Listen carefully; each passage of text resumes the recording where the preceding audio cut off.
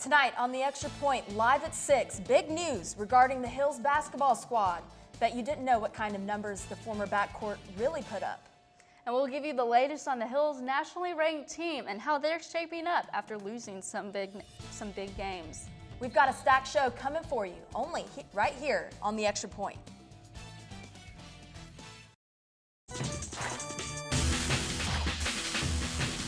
With all the action from around Warren County and your WKU Hilltoppers, this is The Extra Point.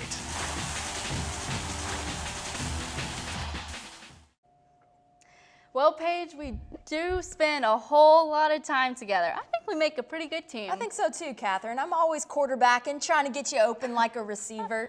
Gosh, we're so silly, but let's go right here for the extra point. You ready? Ready. Break. Starting off with some Hilltopper hoops tonight, the 3 suspended basketball players are officially no longer enrolled right here at WKU. Director of Athletics Todd Stewart issued a statement Tuesday evening stating, quote, Frederick Edmond, Marlon Hunter, and Chris McNeil are no longer enrolled at WKU. They have been released from their scholarships and are available to pursue other opportunities, end quote. Former star point guard Frederick Edmond tweeted from his personal account last Thursday saying, quote, sign my pro contract, let's get this money one step at a time. NBA is the next step after a year overseas, end quote. Shortly after, he tweeted again saying he won't play college ball for his senior year, but instead he'll head over to play overseas. Edmond also tweeted a picture of some of his teammates yesterday with the caption, it's crazy knowing I won't be playing with y'all anymore next year, end quote. And former freshman Chris McNeil appeared in all 34 games for the Hilltoppers this season. And talk about some talent. McNeil averaged over just 5 points per game and just shy of 4 assists. His season total of 134 assists is the most ever by a WKU freshman, and McNeil's tied for 10th most assists in a season overall. He was the second Conference USA freshman and 6th overall guy to have 130 points, 130 rebounds, and 130 assists in his rookie season, joining big-name players like Tyreek Evans and Derrick Rose. And former topper Marlon Hunter played in 32 games for WKU while only making just 5 starts. He finished the season averaging over 4 points per game while also shooting over 43% from the field. Hunter averaged 12 points per game, but while his stats weren't as big, former Coach Harper praised him during tournament play, saying that Hunter was a team player and that just enough to play a major role for the squad. Shortly after bringing in the new head basketball coach, Rick Stansberry, Director of Athletics Todd Stewart received contract extension through the year 2020. Stewart started at WKU back in 2008. He's held the AD position since 2012. In his time as the athletic director, Stewart has brought 5 new coaches to the Hill, including newly added Stansberry, Jeff Brom, Michelle Clark-Hurd, John Pawlowski, and how could we even forget Mr. Bobby Petrino? Now this next guy, I'm going to say this. You're not going to like what I say about him. I've been in athletics a long time. I've been around a lot of administrators, seen a lot. This guy's a rising star in athletics. He don't have to worry about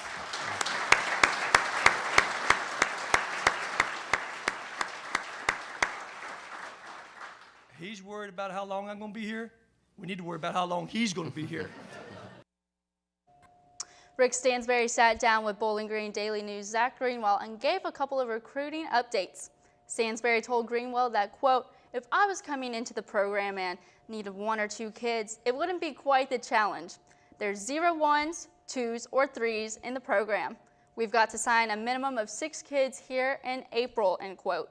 Stansberry also mentioned that, quote, we've got to have 5th-year guys, we've got to have JUCO guys, we've got to have high school guys, and we've got to have European guys, end quote.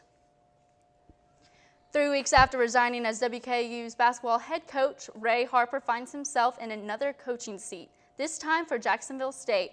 The Gamecocks are an Ohio Valley Conference member out of Alabama, and after going 8-23 last year, they looked for new leadership. J-State even played WKU foe UAB last season in Birmingham, where the Gamecocks fell to the Blazers by 6 points. Now, Paige, keeping it on the hardwood, what do you think Coach Harper's going to bring to Jacksonville State? Well, I got to know Coach Ray Harper. He was such a good guy, covering WKU over several years. I've learned that he really does care about basketball, of course, and he cares about the players. But I think Jacksonville State made a good hire, and I'll tell you why. This past season, Harper it was his first season this past season that he failed to reach 20 wins. So that's big in itself. For 7 years being at WKU and 4 years as WKU's head coach, that's pretty good. I mean, to not reach 20 wins. That's respectable for sure. But that's the thing. That's what made him leave. WKU administration said that doesn't cut it for this team, for this program. WKU, as we know, is very traditional. Now, Jacksonville State, on the other hand, isn't. So to have him go and try to change that program around, I think it'll need a couple years, but Ray Harper's the guy to do it for Jacksonville State down in Alabama. Now, when one leaves, another one comes. Rick Stansberry, from what I understand, he has quite a record when it comes to filling seats. Paige? Top 10 in Mississippi State crowds in MSU history. This guy knows how to put butts in seats, and he's going to do it for WKU Hilltoppers. He's a Kentucky native, and he knows the traditions, and I think he's going to get the community excited about it. Quickly hitting on some Conference USA news, Tyler Summit, the son of historic Tennessee women's basketball coach Pat Summit, has stepped down as head coach of the Louisiana Tech Lady Techsters. According to a report from the Tennessean Summit, stepped down citing an inappropriate relationship. Summit was coming off his second season at La Tech. He went 30-31 while at the helm in Ruston. After getting pummeled in their midweek outing last week against Louisville, the Hilltopper baseball squad got back to work against Evansville on Tuesday night. It was quite it was a quiet through the first 3 innings, but the hot Hilltopper bats got rolling in the fourth as 5 WKU runners crossed home plate compared to the Aces' lone run. Evansville tallied 2 more runs in the 5th and 1 run each in the 6th and 7th. Despite having more hits, the Hilltoppers trumped the Aces 6-5 to improve 17 wins. Before defeating the Purple Aces, the Hilltoppers had a weekend stint in Birmingham with the Blazers. WKU dropped game number 1 of 2 on Saturday, losing 2-0. But in Game 2, the score still stayed low. But the Hilltoppers found themselves on top of a 2-1 final. For Game number 3, to decide the series, Danny Hadzina delivered the biggest hit of the weekend with a 2-run homer in the 9th, sending the game into an extra inning, and WKU would win in the following at-bat with a run by Grant Malott. The Tops secured the series in Game 3 with a final of 6-5. And currently riding a 3-game win streak, the Hilltoppers were ready to travel to Austin Peay last night. But due to severe weather, the Tops moved their crosshairs to Louisiana Tech this weekend. WKU won the series against the Bulldogs last year down in Ruston, but this go-around looks to be a tough one for the Tops. La Tech is 15-9 this season overall, including a win in Fayetteville, Arkansas against the number 12 Razorbacks. Despite the good record, the Bulldogs rumble into Bowling Green with a mediocre 4-5 Conference USA record, but Game 1 is tomorrow evening at 6. Now moving across University Drive to the WKU softball complex, the Lady Tops softball team traveled down to Hattiesburg, Mississippi for a fly-around with the Lady Eagles. That's Hattiesburg, excuse me. In Game 1, extra innings were needed, and WKU fell just short, dropping the Game 3 2 in 9 innings. Game 2 was more pleasant for Amy Tudor and company, securing a 4-0 win. Side story in that, Hannah Parker was 2 outs away from a no-no, making Game 3 the series determining factor. And yet again, extra innings were needed, and the Lady Tops couldn't prevail, dropping the game 5-4 in 10 innings. And following the series loss in Mississippi, the Lady Tops are back home this weekend at the WKU softball complex for a round with the Blue Raiders. WKU beat rival MTSU for their final series of the regular season last year in Murfreesboro, Cap turning the series 2-1. This year's Lady Raiders are 19-16 on the season and are subpar 4-5 in conference play. Game 1 and 2 are set for this Saturday, with Game 1's first pitch coming at 1 p.m. Game 3 is scheduled for Sunday at noon.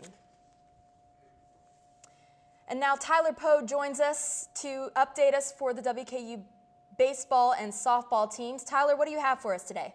Well, baseball is sitting at 17-11 on the season. They're doing very, very well, primarily because of their senior and veteran leadership. Danny Hadzina, of course, in the infield, as well as 19 players on their roster are seniors or are juniors or seniors.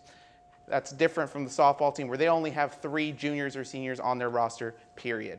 So that's definitely a determining factor in terms of how the teams are performing this season. So when it comes down to softball versus baseball, I understand that the team leadership are 2 polar opposites. Go a little bit into detail with that one, Tyler. Well, with baseball, you have Danny Hadzina. He's definitely their key cog, but we'll get to that later in the show. But for softball, there hasn't been really that player to step up. Brooke Holloway was expected to take up that role, being the senior, being the returning starter, the person who's been here and played for 4 years. But I've been out to a lot of the games, and I just haven't seen her really take charge, especially in the infield. They don't seem to have a good cohesive unit going. There's a lot of changes going on in terms of bringing in people from the outfield and just rotating players around. And it hasn't seemed like Brooke Holloway's been able to really take that same leadership role as Hadzina has with the baseball team. And you talk about Hadzina, this guy is 9th in the NCAA for batting average. He's a strong infielder. Tell us more about Hadzina and his impact with this WKU program. Well, he's definitely done a lot in terms of bringing pure leadership to the team, but like you guys mentioned just a few minutes ago, he has also brought it huge with his bat. He's done a lot in terms of getting hits in key moments of the game. For example, in the UAB series, he hit that 2-run homer in the 9th inning to send the game into extra innings. So he's done a lot in terms of not only leadership, but also being that key player and somebody that they can rely on late in the games. All right, well, thank you, Tyler, for those updates. We may not do it often, but later in the show, we're going to bring you a little info on Steph Curry and the Golden State Warriors' search for a record-breaking season. That's coming up. And after the break, we bring you some WKU spring practice right here on the Hill. Don't change that dial. We'll be right back.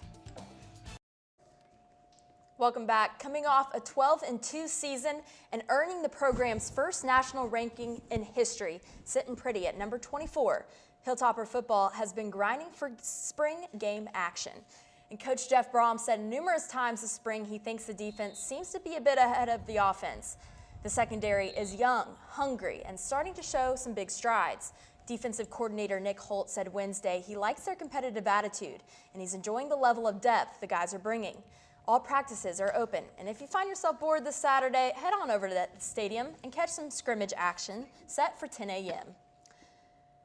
Continuing their hot streak, the WKU men's golf team tied for 5th at the Wyoming Cowboy Classic this past Tuesday. The men in red posted a 3 over 291 on the leaderboard and took home a second lowest 54-hole score this season for individual play. Trey Aguirre took the lead with the best 54-hole performance of his college career, finishing with a 212 for 11th overall. Aguirre's impressive score of 212 gives him the title of lowest Hilltopper score for this season. Freshman Stuart Easton earned his 3rd top 25 finish at the Classic, taking home a tied 25th overall with an even 216. He also took home his best 54-hole round for his college career at 216. The tops finished fifth or better team-wise from their last 4 tournaments, including the win during the Bobby Nichols Intercollegiate. WKU tees it up once again at the Greenbrier Collegiate Invitational in West Virginia next Monday and Tuesday. On the girls' side of the tee box, the Lady Toppers took home 11th place for the 54-hole Rebel Intercollegiate this past Sunday. Emily Alexander held the team scorecard during tournament play, finishing with a 13 over 229 for 30th place. Jumping 28 spots on the leaderboard during the final round, sophomore Katie Story took home 51st with a total of 233. Sophomore Georgina Blackman ended up rounding out the card for WKU, tying for 56th with an 18 over 234. In the 2 short weeks, the Lady Tops will migrate to Florida for the Conference USA Championship. The winner of the tournament will earn an automatic bid into the NCAA Championship. Catherine Gardner. Your middle name might as well be Golf. Catherine Golf Gardner, because this girl follows the sport religiously. Okay, so speaking of WKU and golf, tell us about what we need to know about these two teams. So, okay, Paige, with the men's golf team, they have the Greenbrier Classic, not the Classic, I'm sorry, the Intercollegiate coming up for themselves. So they have that tournament before the Conference USA Championship tournament. For the women's side, that was their last tournament with the Rebel Intercollegiate. They will be facing, the Conference USA Championship for themselves. And speaking of that, you're going to have to bounce back from that 11th place win. Now, beforehand, though, they had a first and a second place from each different kind of tournament. But, it's such a mental game, Paige, that you're going to have to, step up, and they're going to have to, get over that 11th place and really come in strong. And the Conference USA Championship for the guys is in 11 days, correct? That's Yes. next week. Yes. Well, Or two. no. A week and a half from yes, now. For the women's. For the women's is Okay. 11 days. So the men's won't be competing in the Conference USA tournament, correct? No, the men's will be competing in the Conference USA tournament, but that will be after the Greenbrier Invitational. All right, got it. Thanks for clearing that up, Kat. While they may be in a holding pattern, the WKU tennis team is still going at it this season. Up next, the 100 Miles of Hate with MTSU and Murfreesboro. The Lady Tops are led this season by a quartet of key players: Andriana Christopoulou, Teresa Halova, Cynthia Melta Setawan, and Elpida Malamadou. These four players have combined quite well this season, especially on the doubles courts, where the team hasn't lost a match when they won the doubles point. A shining light on the singles court has been Andriana Christopoulou. Andriana is undefeated this season when she plays first singles and sits at 11-2 overall. Find out on how your favorite high school baseball and softball teams performed this past weekend. And not one but two jaw droppers, Paige, that could leave any basketball fanatic speechless. We got that video coming right up. Welcome back. Local baseball teams battle for a final game win in a 3-game series. Warren East heads to Warren Central tonight, hoping to return home with a sweep. After taking the first two meetings earlier this week, the Raiders, led by senior Brett Beckham, look to extend its 6-game winning streak, bringing them to a sweep first place in district standings. Warren Central looks to avoid that sweep on home turf, but a loss for the Dragons would put them in a 3rd-place tie. A 7-2 Bowling Green team has taken their talents further south today for a non-conference matchup. Purple's baseball is just outside of Nashville and Franklin tonight to face off against Tennessee's Independence High School. The Eagles are 5-4 on the season, and the first pitch is set for 6:30 this evening. The Purples are back at the home diamond this Saturday for a noon game against the Henderson Colonels.